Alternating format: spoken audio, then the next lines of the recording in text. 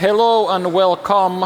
My name is Joonas Laakso. I work as a production lead at Next Games. We are going to start with the next session right away. I'm going to be talking about how to make a successful game based on a license, or the actual question being how to best use an existing narrative to deliver a game.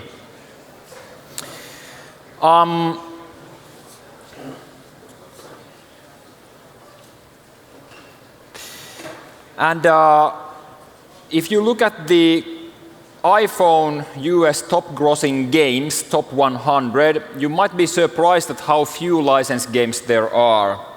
I've collated a list from last November, and if you do the math, that's 18 games out of 100 that are based on some sort of a license. I've split them into the categories of game, sports, and mega brand being something that is so big that it can't really be traced back to a single source anymore.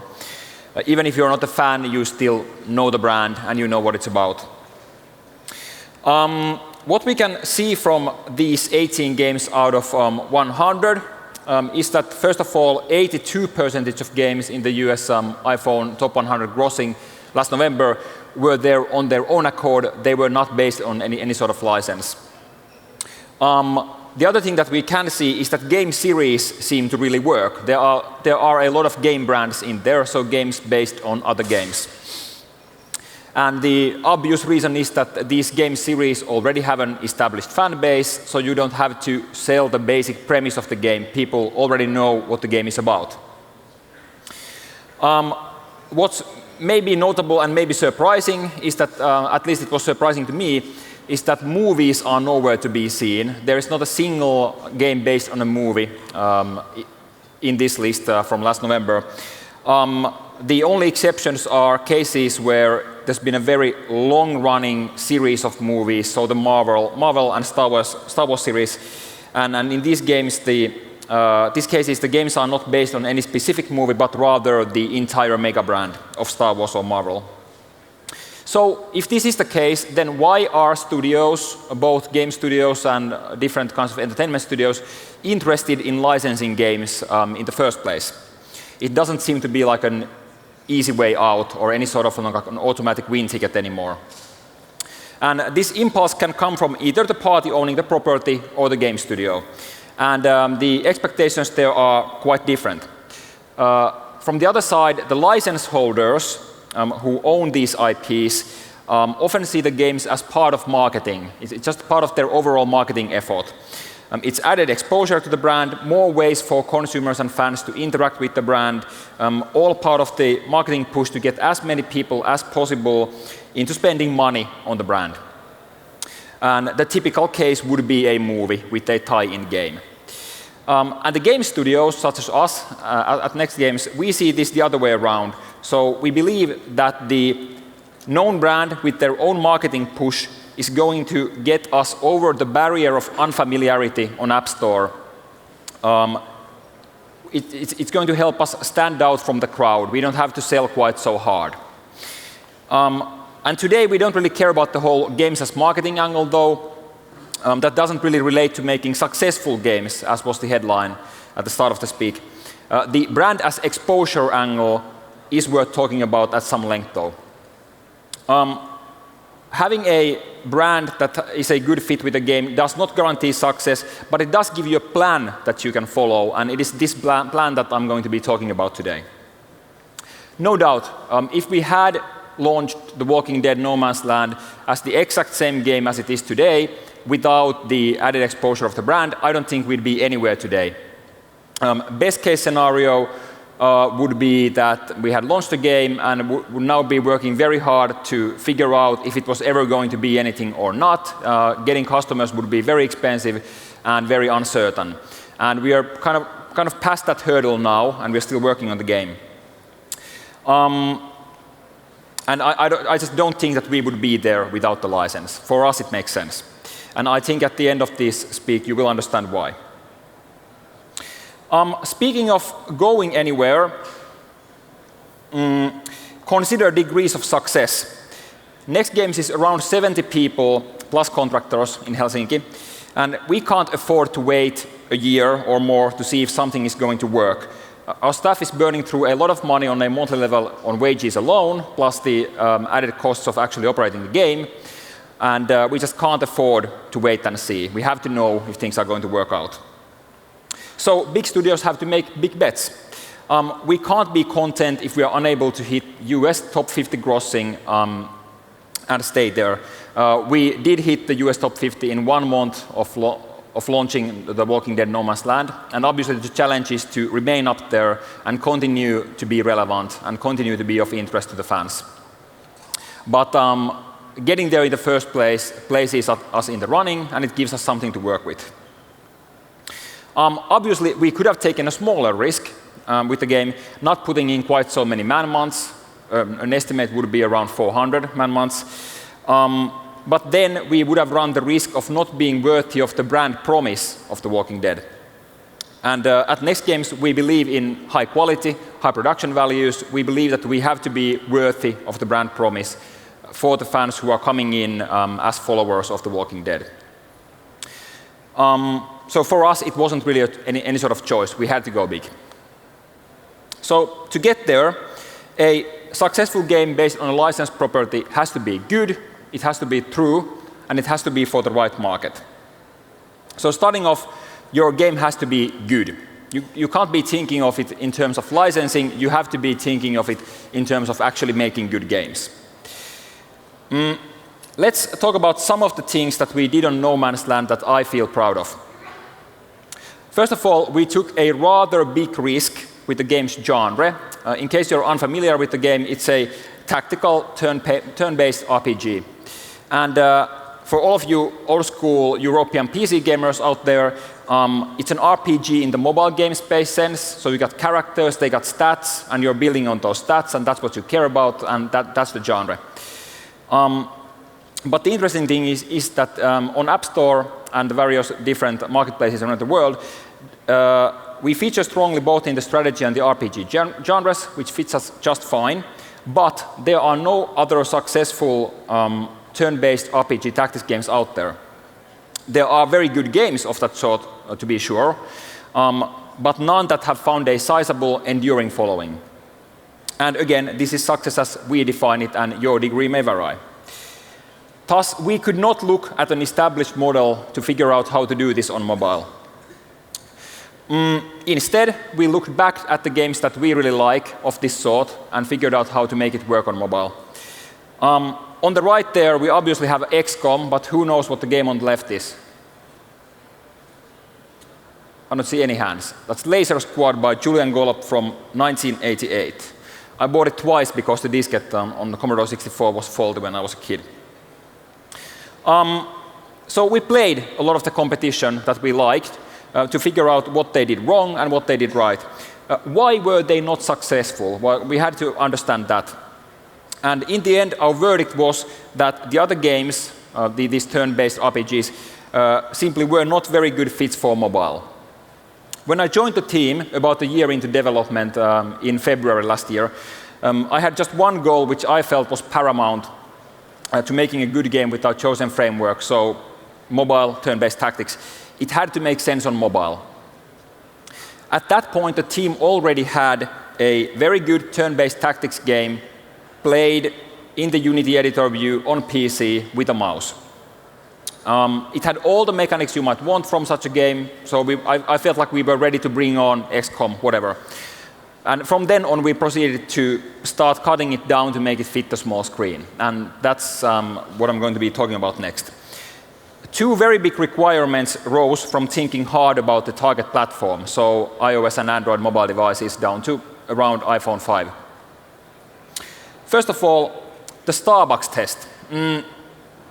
You had to be able to stop playing at any time and resume exactly where you left off. I had learned this from playing a lot of Monster Strike and Puzzle and Dragons on my phone. A friend of mine likes to invoke the Starbucks test. And the thinking is that if you can't play a meaningful session while waiting for your latte, you're doing something wrong. And you might think that resume anywhere is mostly a technical challenge, and it is indeed a challenge. But the real problems lie in user interface and actual game design.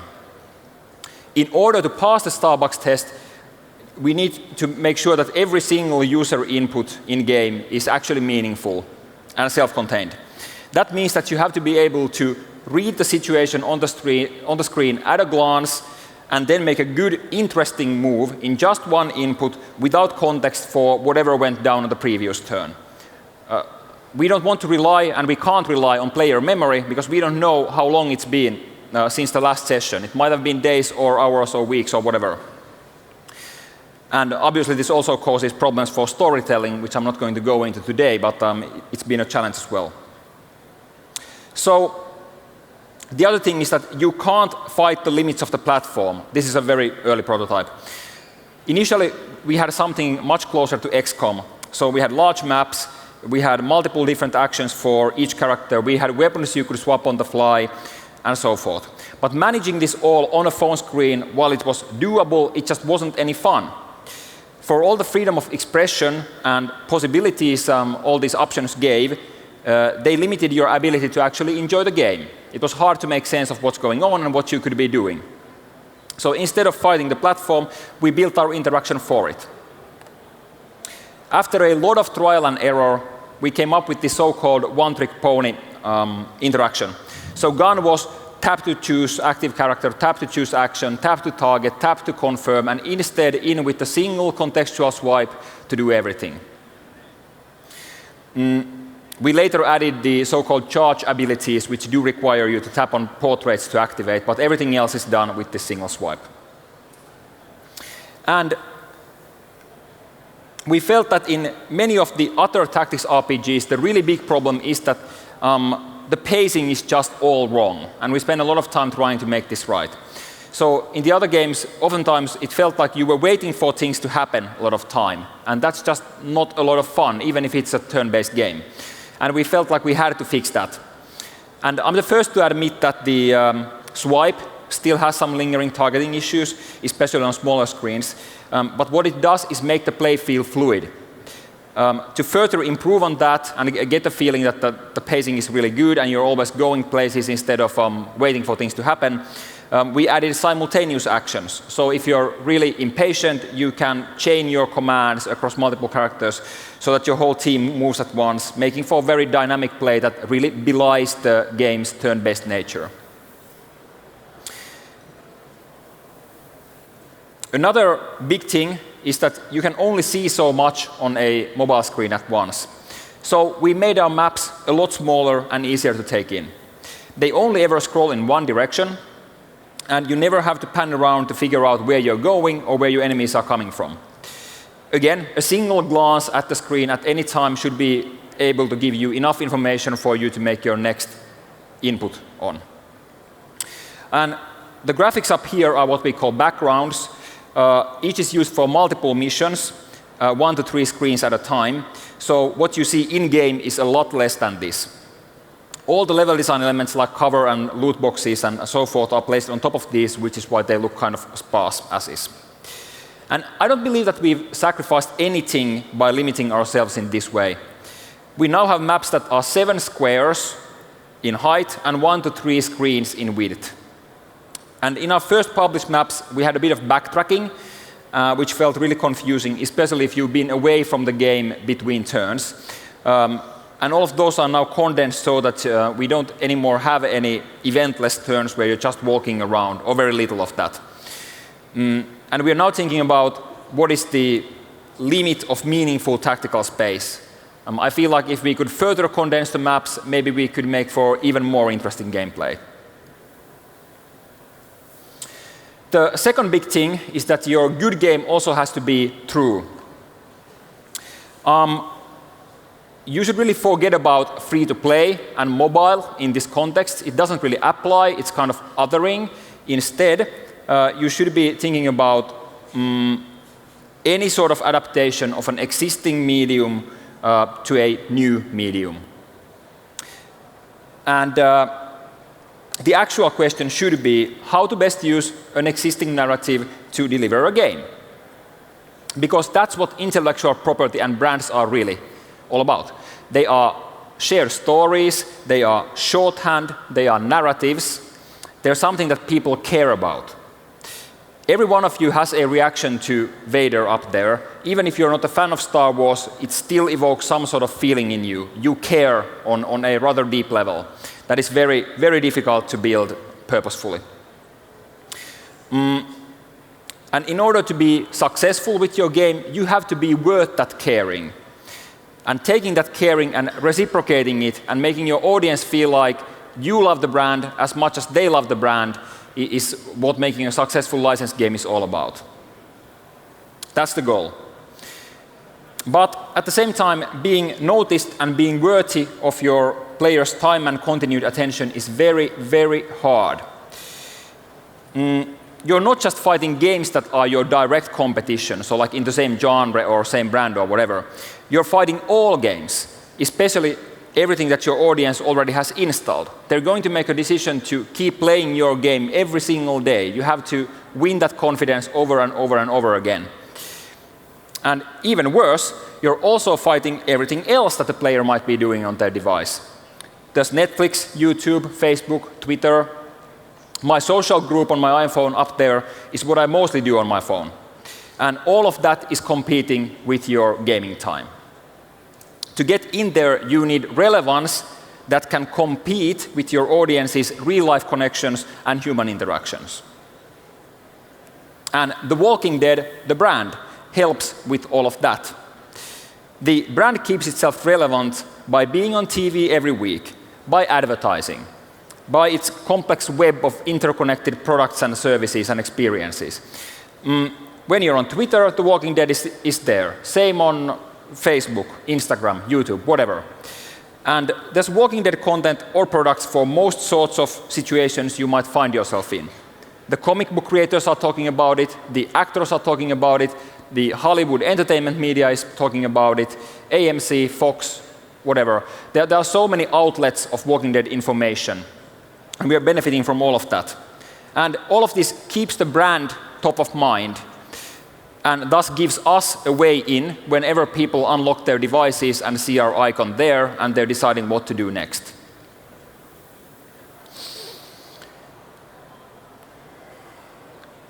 Instead of focusing on specific characters from the TV show and their stories, we chose to deliver on The Walking Dead's core fiction. Get a group together and survive in the zombie apocalypse. How would you do in Rick's boots and lead your own group? We wanted the player to make their own story, to tell a story to bring you along, and we do also do some of that ourselves, like we have dialogue, we have characters, we are telling you a story that you're following to introduce new concepts and open up the world small step at a time. But the core thing is what's happening in the player's head. So thus we put the focus on having a party you can assemble that resembles the show's cast. Now, watching a TV show's drama and playing a game based on that drama are very different experiences. Instead of looking at put what happened in the show in the game, we are looking at what could the player do that's something that they can relate to from the show. Those things, the verbs, if you will, for us are building a defensible camp for safety and growing your numbers with able survivors. And thus our character growth becomes not dramatic growth, but literal growth. We don't give the player character drama per se, but we do build the game around the mechanical arcs of the characters that the player has selected to be in their party, and the way that they play together across the character classes to form effective combat groups. So you get all of these satisfying arcs with the characters, even though it's all about numbers and play capabilities and abilities and so forth, instead of character-driven conflict. And that may sound like bullshit to you if you're very story-centric yourself, but I do believe that the players experience it this way. Let's say that we didn't have the character growth and the arcs and the interplay between the classes and the importance of forming effective combat groups. I don't think that any amount of dialogue that the player is just ingesting from the game would help us in managing to create the same sort of feeling that they're looking for from the brand. The other thing that we did is the threat mechanic. So in combat, we've taken on the show's focus on sound attracting walkers. or zombies, there's this tension of, do I need to use a gun or not? And we really wanted to bring that across, even though the accepted wisdom is that you should not ever apply penalty mechanics to core player interaction, in this case, shooting. So we added the threat mechanic. Every time you shoot, another walker is added to the next wave, seen at the bottom there. And we call this wave the monster closet in development. And when we did that, the combat immediately started feeling more like The Walking Dead. Using guns makes noise, and that brings more walkers to the fight. It's a player choice, but it's perfectly aligned with the brand. It seems like a very minute thing, but it really reinforces the feel of being in the show's world. Your mechanics always tell a story. They are the verbs that the player uses to walk their path through your game, and thus the brand. The verbs always matter. Make sure that they match your IP. Your game has to be for the right market. Your audience has a really big impact on what kind of game you might make. When we first showed No Man's Land around, people, myself included when I was being recruited, were really surprised that it was so hardcore, so involved. It demands thinking and attention in a way that's rather atypical of mobile games. You can't really play it half-assed, or you're just going to get into trouble in the game. And with a big TV show, you're automatically thinking of a low barrier to entry, making your game as accessible as possible to ensure a really wide audience. But it's really important to understand what kind of game you're making and what kind of game your people are best at making. Your game will always look like the team building it. So we looked at our guys and what kinds of games they're into, and then we were making this turn-based game, and we had to make the best out of that. Classically, you would be expected to always try to look for the lowest common denominator and ensure that everybody can play the game. You're expected to make it work for the widest possible audience. But the right way to make turn-based strategy work well is not that way. It is to make it meaningful. As a fan of turn-based games myself, nothing turns me off as fast as inconsequential moves and turns. Your decisions have to matter. Your time investment has to matter. So instead of making non-meaningful action, we turn to thinking, how could we build a resolution space that would engage but never overwhelm? And again, it always comes back to making sure that each turn is self-contained. You can always see what's going on and decide what to do next without any extra information. That keeps it still suitable to mobile while simultaneously engaging. So you have to be true to your game as well as your brand. So what makes for a good game brand? I'd argue that you can take almost anything and make a game about that would be really sweet for a very specific target audience that is really engaged with the brand. The trick is finding something that has wide enough appeal to justify the effort of developing the game. For mobile, you have some very special considerations. To be truly successful, you need to have something that players can keep on playing for months, and very actively at that. And that means that it can't be very content-heavy. You need repeatable action, you need collections, you need a tangible, interesting metagame to get engrossed in. And the players need the room to find their own goals and to play with them their own way. Again, collections, character building, different combinations to try, self-expression. And this means that the game needs to grow as they play. There should be more options and more things to try on as you get better in the game, not less. Also, spending both time and money on the game should always expand on the palette, giving you more to do, instead of vice versa. And that means the ideal property needs to have a bit of width. For example, Star Wars and Marvel are great properties for game adaptations because of all the characters and the character groups and the conflicts and history spanning decades and centuries and whatnot going on.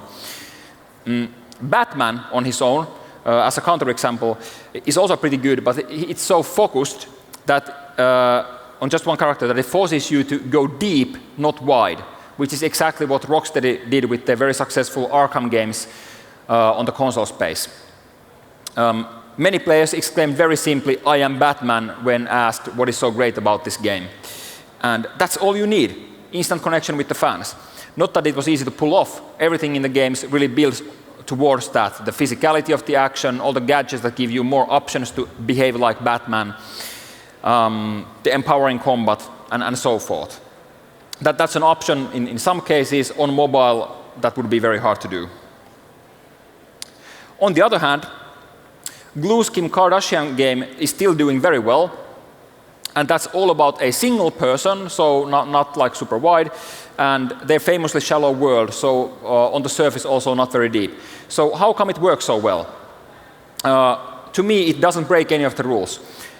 It's a good game to start with. It's based on 2 previous iterations, so the developer has had time to figure out what works. But the reason it connects and works so well is because Glue has understood the appeal of Kim Kardashian, the product, the brand. It's all about projecting yourself into a glamorous life because of the reality TV approach, a sort of TV and media consumers role-playing. So the game does exactly that. You're a fresh face in Hollywood, and Kim shows you around, and you build yourself into a brand competing with other celebrities for attention. Again, verbs, putting the player in the brand and letting them tell their own story, self-expression, the works.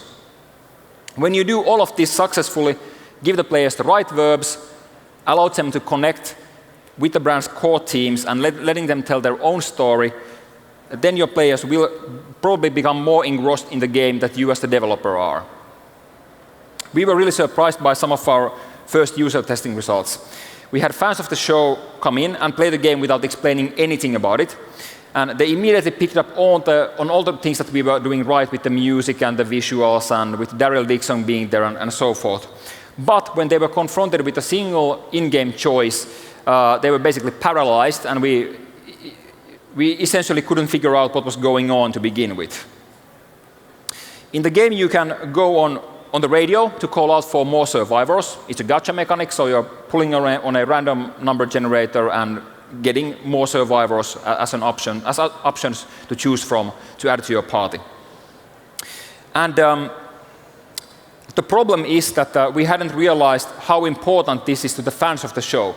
They are used to this being a super dramatic choice of whether to add somebody to your group or not. And we thought it's enough to give the players all the mechanical knowledge they need to make that very rational decision of adding somebody to your group or not.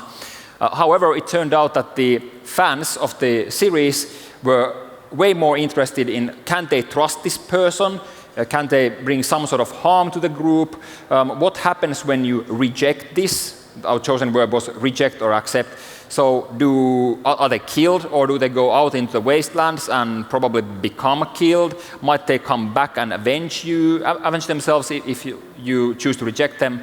And none of these are things that are in the game, at least not yet. But to the players, they were very much real. And we should have realized that and accounted for that in-game. And not sort of break against the sort of the reality space of the brand. We did, in our defense, realize that trust is a big issue, but we thought we could bring it along later on when you were playing with other players in co-op and PvP. But we probably should have realized that it also extends to all of the character interaction. Another thing that we didn't really count on is that AMC, our primary partner, was telling us that the show fans will want to see all of these ads in-game about the show. So like whenever the show is on, we tell the players that the show is on tonight. Please tune in at your local channels and so forth. And I really didn't expect anybody to care, but the initial reviews, like when we launched the game, were all about this content. The fans were really stoked that they could see like some exclusive clips from the previous week's episode, exclusive previews from the upcoming episodes, and so forth. And it's really important to understand that to the fan, they are always connecting with the brand and not just your game. So whether you should adapt an existing narrative or not depends on your goals. To us, it really comes down to UA, bang for buck. It might be more quicker and efficient to find the right brand and focus on that and find your core audience through that way instead of like pouring money on UA. Also, quality of users might be better if there's a good fit with your brand and your target audience.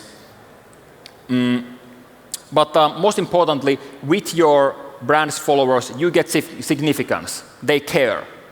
So as opposed to like negotiating with brands and finding the ideal partner, you might choose to instead spend the time on like developing a game in the darkness in pre-production for the same time. And I don't know if that's any safer. With a brand, you automatically get people who care. But making games is still really hard. Thank you.